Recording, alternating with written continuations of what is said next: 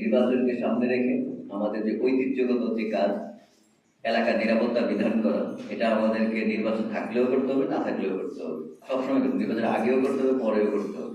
আমরা যে করে যাচ্ছি এলাকার জনগণের যে দুর্ভোগ। দ্বিতীয়ত হচ্ছে কি, যারা চাঁদা নিতে আসে তাদেরকে এমনভাবে মোকাবেলা করতে হবে এবং তাদের আসার আগেই আমাদের নিরাপত্তা বাহিনী খেয়াল রাখি।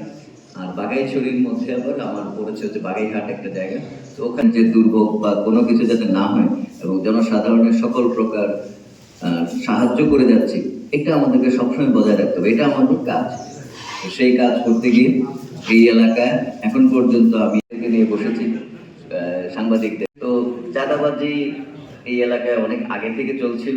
দ্বিতীয়ত হচ্ছে কি, যারা চাঁদা নিতে আসে তাদেরকে এমনভাবে